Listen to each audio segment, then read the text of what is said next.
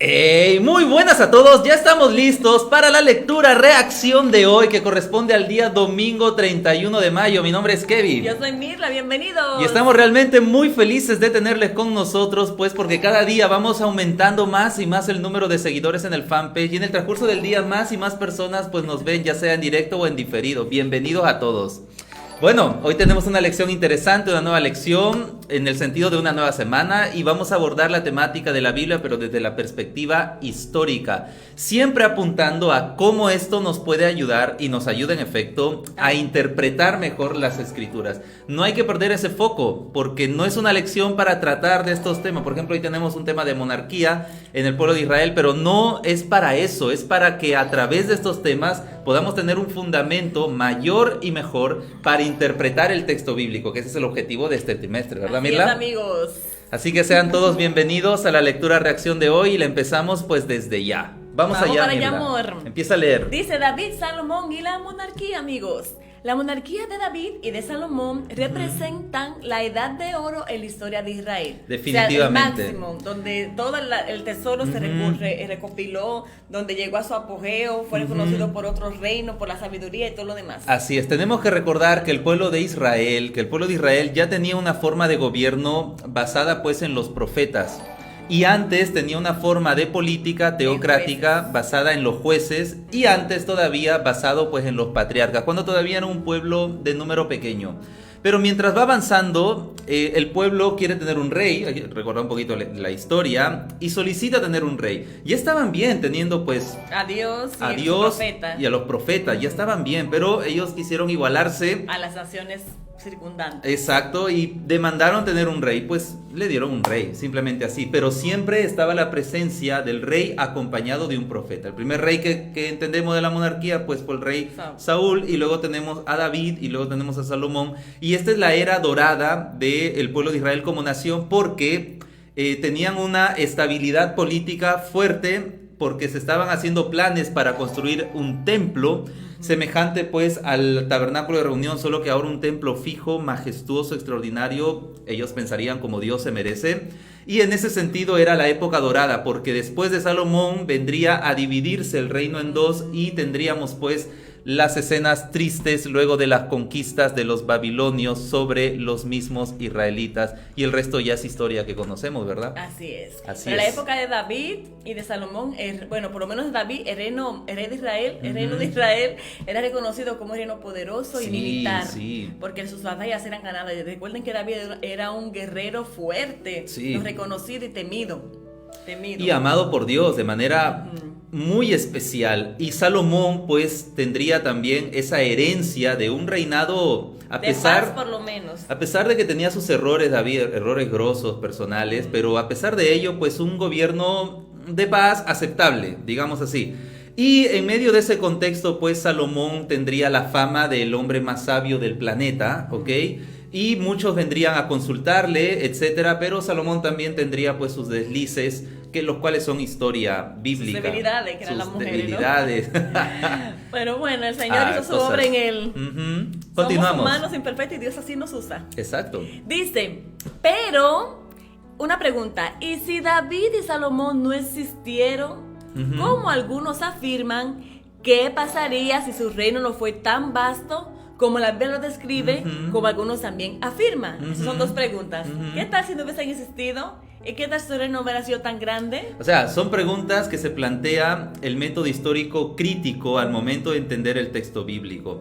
Pero la improbabilidad es muy grande. La lección probablemente vaya a hablar un poquito de eso. La improbabilidad es muy grande, puesto que hay muchas evidencias de que David existió.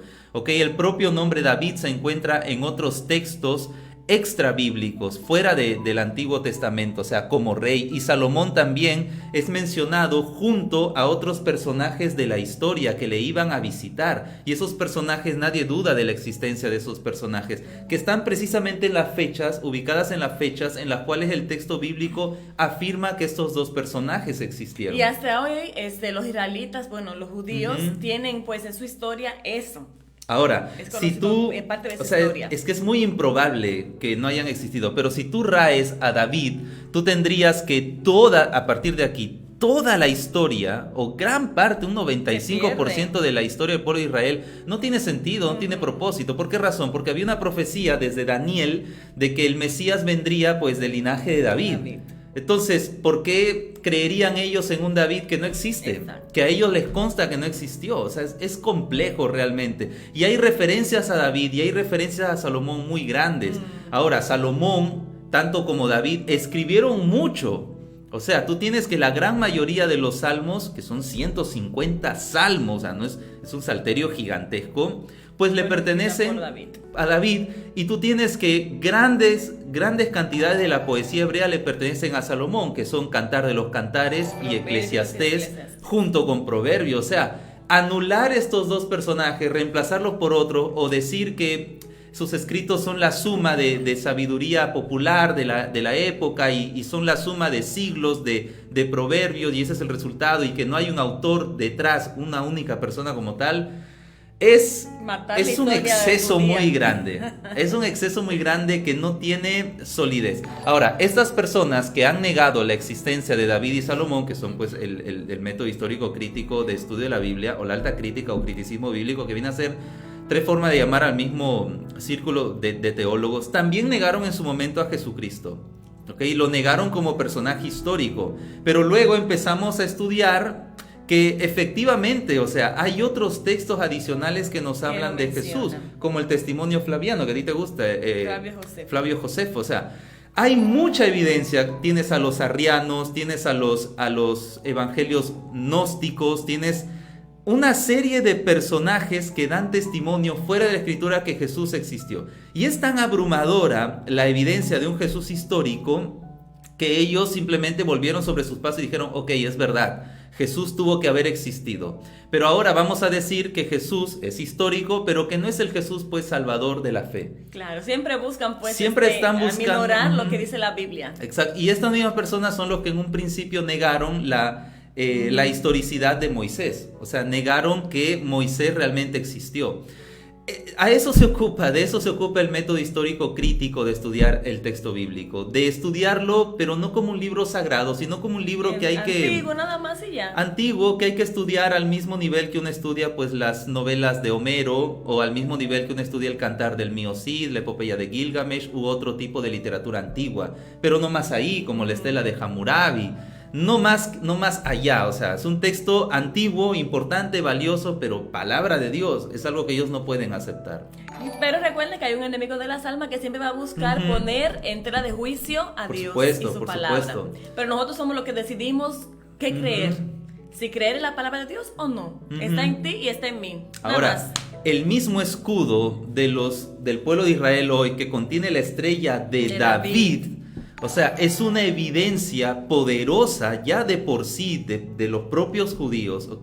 Que muchos de los teólogos que critican que David existió no son judíos.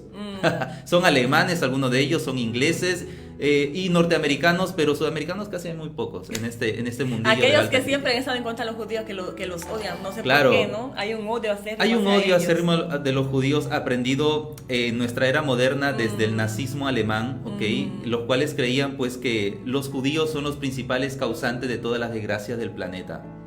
Bueno, de eso nos culparán en algún momento también a nosotros. Ok, entonces David y Salomón es muy improbable, o sea que mucho tiene que cambiar en la historia universal para decir que ambos no existieron. O sea, muchísimo. Pero vamos a analizar esto conforme el texto nos va a ir mostrando la lección. Sigue. Sin David, dice, no habría Jerusalén. No habría. Porque él fue quien lo fundó.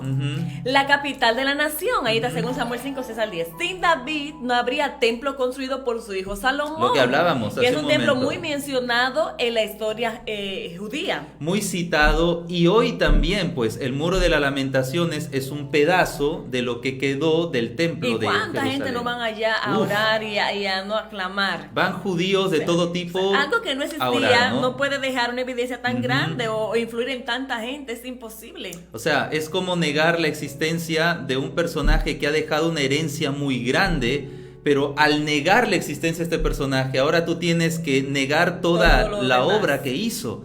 Y frente a eso es muy difícil porque la evidencia es abrumadora. Claro, los rasgos que quedan te hablan ya de que sí existió, de que sí estuvo. Ya está, o sea, es así. Dice, finalmente, amigos, sin David no habría un futuro Mesías. Lo que hablábamos. Porque es a través del linaje de David que se promete un Mesías. Ujú. La historia israelita tendría que reescribirse completamente. Y una historia no se forma de la noche a la mañana, es con años demora. Y es con el cumplimiento de hechos reales que se construye una historia, ¿no?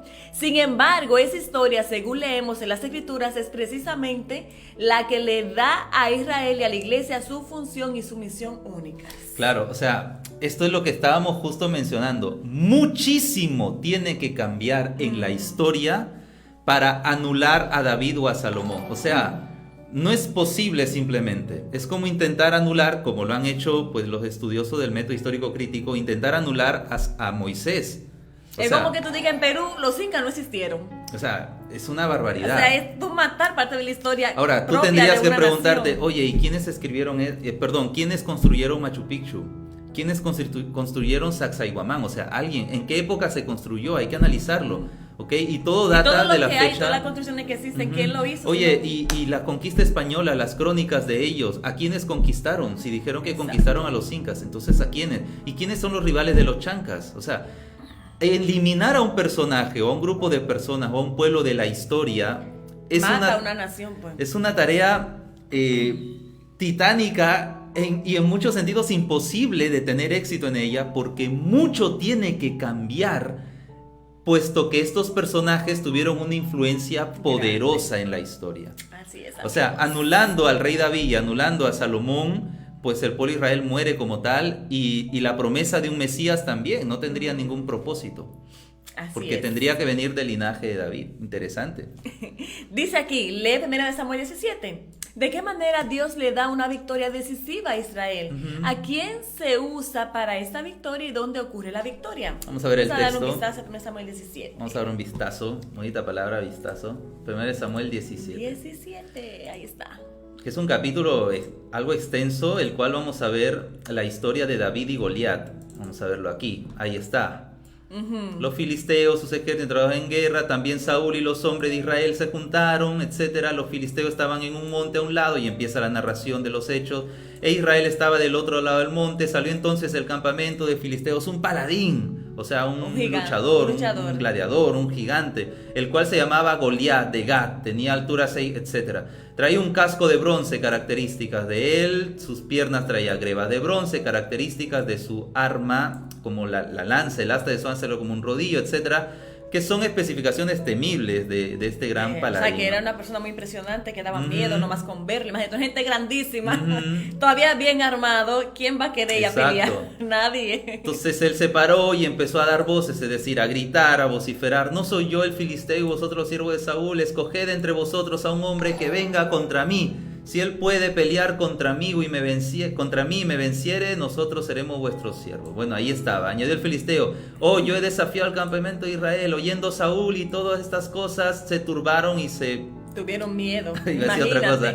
Se morían de miedo, se morían de miedo.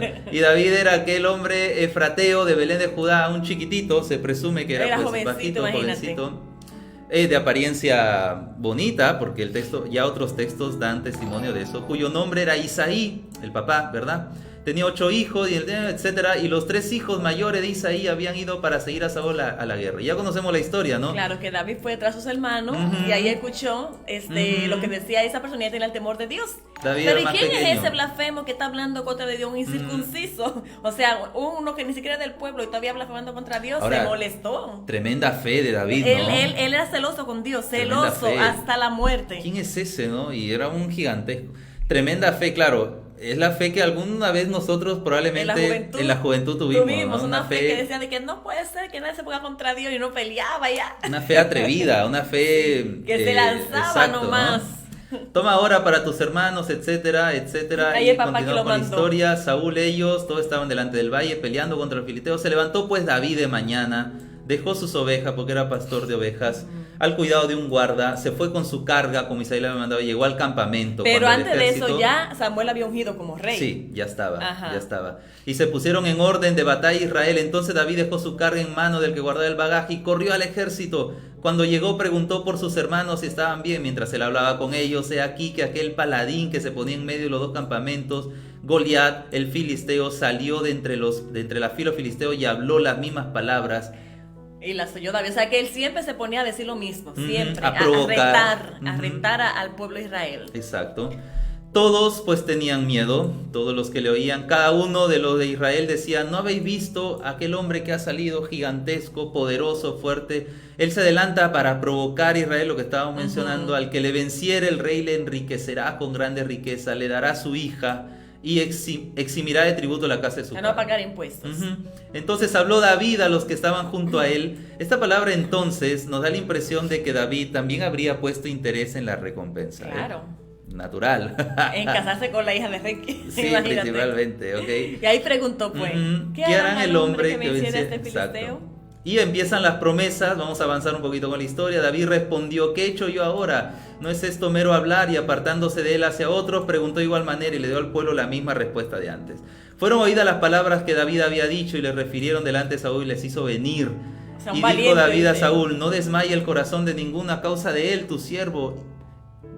A causa de él, tu siervo irá y peleará contra este filisteo. Me imagino que Saúl cuando lo vio tal vez flaquito, chiquito, jovencito, dirá, ¿y qué te va a hacer? Bueno, si él quiere que vaya, pero eso su muerte segura, pensará Saúl, supongo, ¿no? No podrás tú, le dice a David, no ir contra aquel filisteo para pelear contra él, porque tú eres un muchacho, tú eres un chiquillo, y él un hombre de guerra desde que era un chiquillo, o sea, que David tampoco tenía experiencia en la batalla, ¿no? Habría protegido a sus ovejas del lobo, etcétera, ¿no?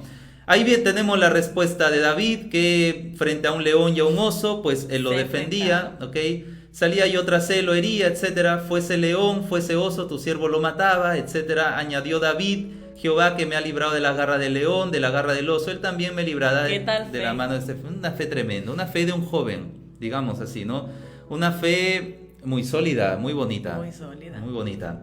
Y Saúl vistió a David con su ropa, o sea que él lo llenó de va a preparar para armadura. La batalla. Y ciñó David su espada sobre su vestido, probó a andar, pero se caía. Le caía, etcétera. que seguro que quedaba grande, le pesaba, jovencito era él. Yo no puedo andar con esto, no tenía ni fuerza para cargar una armadura que humanamente se necesitaría frente a otra persona que vendría armado también, porque ya vimos la descripción de la armadura. Y recuerden que Saúl de era un hombre alto. Cuando Samuel fue elegido rey, Samuel lo vio, le pareció un hombre alto, apuesto, fuerte, ¿no? Y le gustó esa elección de Dios como rey de Saúl. Entonces imagínate, David jovencito pequeño, entonces no le quedaría la armadura de Saúl. Exacto. Y David así que botó toda esa armadura, dice el texto. Quíteme eso.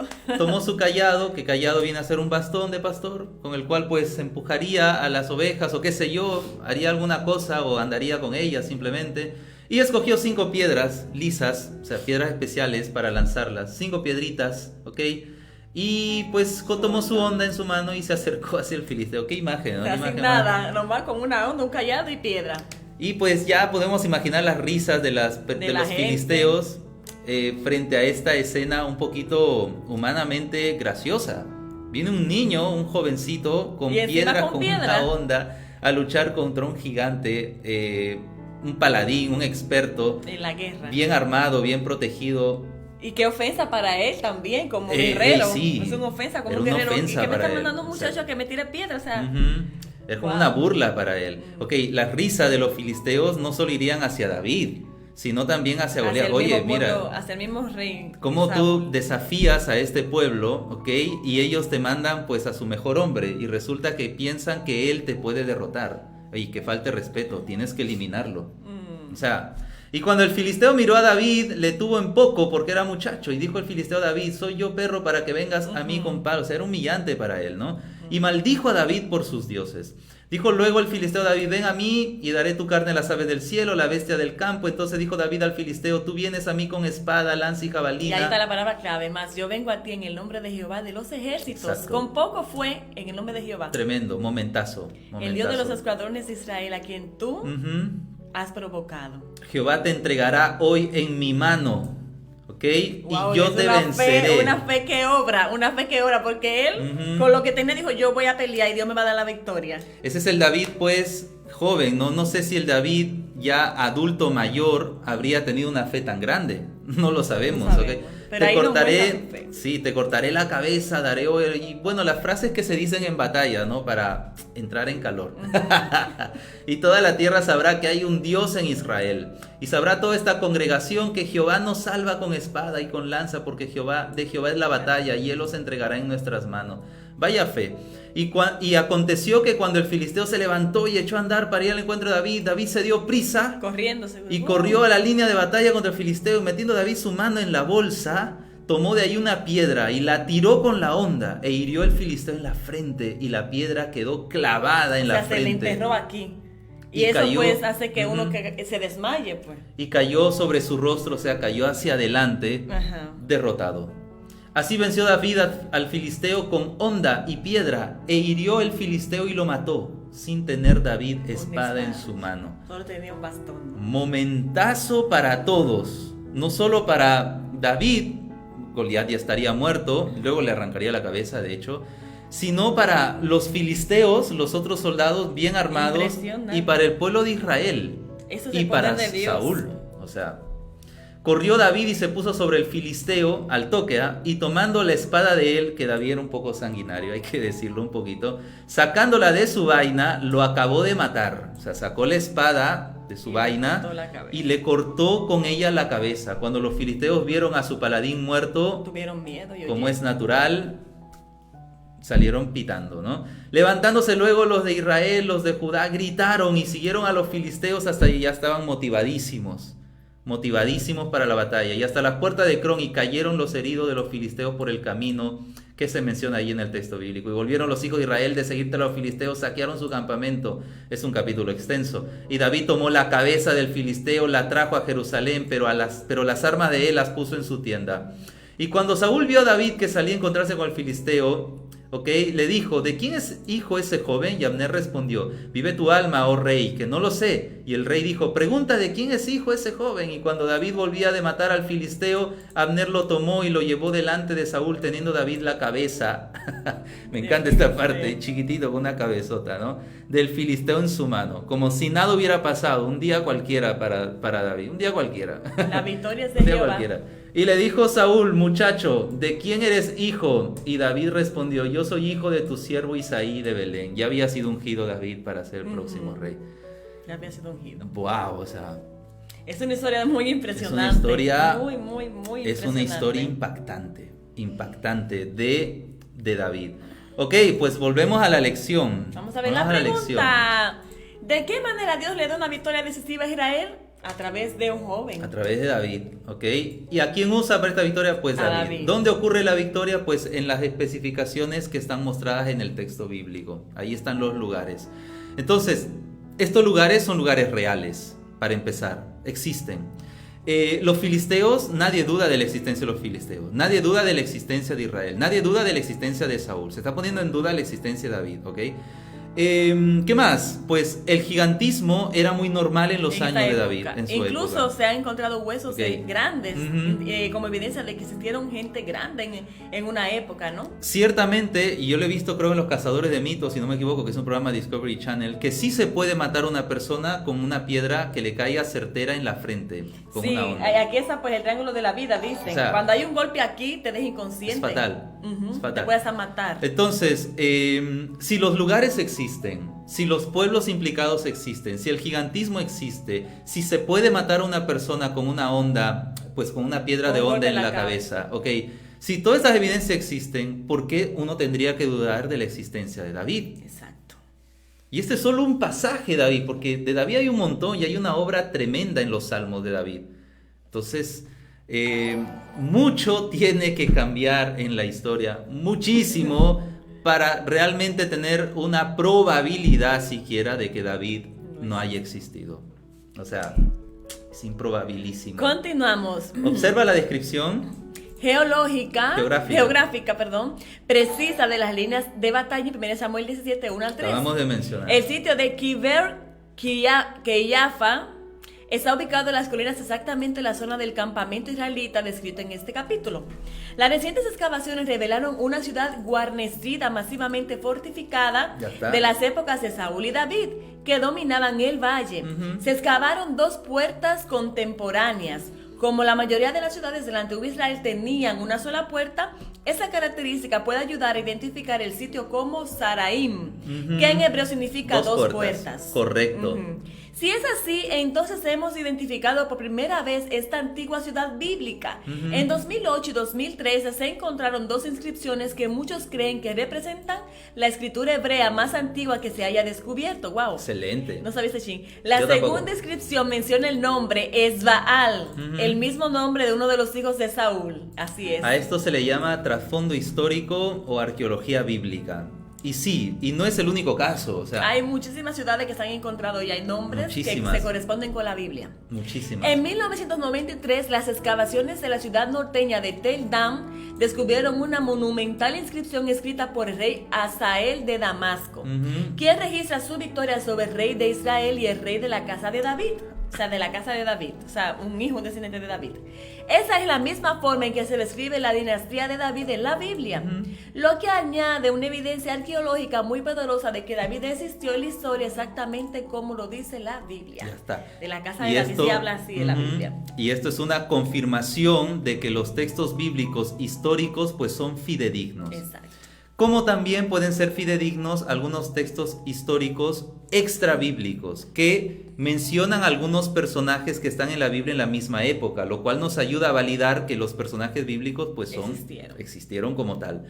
Ahora, la historia que cuenta el pueblo de Israel en el Antiguo Testamento es particularmente especial y hay que hacer la aclaración, la distinción antes de terminar la lección de hoy.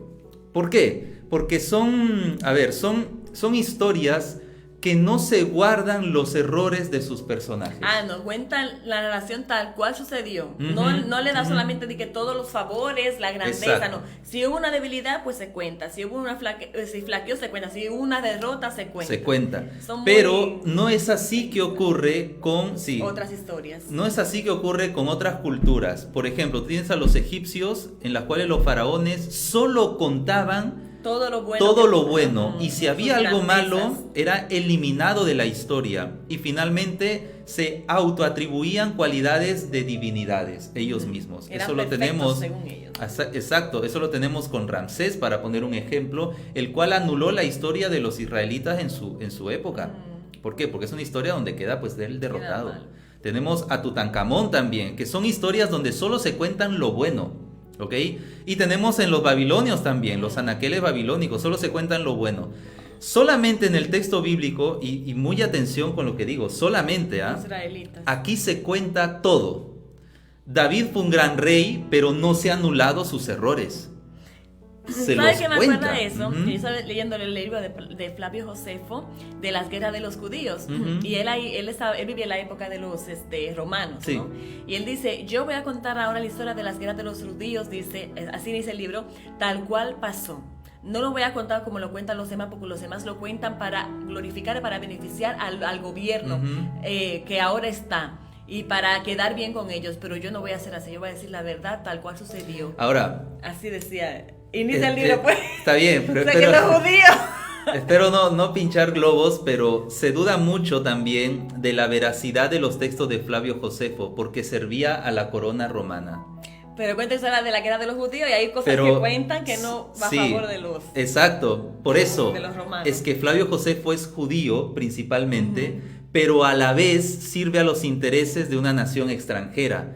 Y él tenía que jugar en dos aguas. Para tener un equilibrio. Exacto. Bueno, pero sé que el libro así que inicia. Así es que entonces, inicia, a mí es un poquito que me pareció extraño porque la mayoría de los libros de historia no inician así, comienzan a contar la mayoría de no inician frente, así. No te dicen a ti te voy a contar la verdad, no te voy a contar la mentira. Simplemente comienzan a contar y casi todos, incluso en mi país, República Dominicana, casi todas las historias se cuentan, y en mi país la política ha sido horrible. Se cuentan exaltando el gobierno, exaltando todo, ¿no? Y diciendo todo lo bueno. Luego de que pasa mucho tiempo, unos 50, 70 años, recién comienzas a saberse la verdad de esa época, ¿no? Entonces, Pues bien, uno ve que se maquilla, se ríe él. No, sí, porque es sabe cierto. que es así. Yo sé que es así. Bueno, cosas que pasan. Hoy se están maquillando muchos números también con el tema de la pandemia, y todo eso. etcétera. Que nadie quiere quedar de vergüenza, ¿no? Claro, entonces lo que viene con el texto bíblico es que si alguien hizo algo vergonzoso, se lo cuenta. No lo va a cantar, claro. O sea, en el texto bíblico se lo cuenta. Ya está. Y David mismo, y su historia de David, pues está ahí. Hay pasajes vergonzosos de David, muy vergonzosos, ¿ok? Que están contados ahí y que David consintió en que se cuenten. Ahora, ocurre algo extraño también cuando Daniel, y va para terminar, cuando Daniel escribe su libro, hay un capítulo completo que escribe Nabucodonosor. Y por primera vez en la historia se tiene a un rey babilónico contando sus trapitos. O sea, contando sus cositas, porque los reyes babilónicos solían contar solo las cosas buenas. Pero habría sido tan impactante el Dios de Israel en el corazón de Nabucodonosor, que Nabucodonosor terminó escribiendo sus desgracias. Claro, cuando él cayó como una bestia, ¿no? Exacto. Que comía hierba y todo lo demás. Eso es algo que un rey extranjero jamás contaría. Claro. Jamás, pero aquí tenemos a un rey que es Nabucodonosor contando sus desgracias, algo impactante en toda la historia universal, porque no suele ocurrir esto. No suele ocurrir. Ok. Bueno, hemos tenido una lección interesante. Saludamos a las personas rápidamente. Antes de la última pregunta. Vamos a saludar. Ahí está pues Nubia. Hola Nubia. También tenemos a Dina Muñoz saludando. Bendiciones. Consuelo Coronado también nos saluda. No importa, estás aquí, Consuelo. Dice Sechita Vaquerano también saluda. Walter Sandoval. Bienvenido, Walter. Bienvenidos. Tenemos aquí también a Elsa Díaz Palomino. ¿Cómo está, hermana? Dios le bendiga. Fanny Canaza, buenos días. Gracias, Fanny. Ayer disfruté mucho estando con tu iglesia, realmente la pasamos muy bien. Un saludo para todos tus amigos. Te animamos a seguir compartiendo estas transmisiones con ellos para entablar una amistad todavía mayor con tu grupo. Qué linda iglesia que tienes. Y saludos también para el pastor Miguel Garrido, con quien disfrutamos mucho de la transmisión que hicieron ayer en la tarde. Fuerte abrazo para ti, Fanny. Gracias. Sí. Hoy día iniciamos un poquito más tarde porque yo tenía una actividad de oración desde la 1 de la mañana, entonces terminó recién hace poco tiempo, por eso iniciamos tarde, así que mil disculpas, amigos. Elsa, bienvenida. Consuelo Coronado, feliz semana Sieva, buenos días. Nori, excelente día, que Dios bendiga. Gracias, para ti Melina también. Dice, Dios lleno de bendiciones. Albania, mi mamita, feliz día de la madre, mamita, mi país hoy es el día de las madres. Feliz día de la madre, mi mamita y mi hermana también, y todas las dominicanas que están aquí que son mamitas, ¿ya?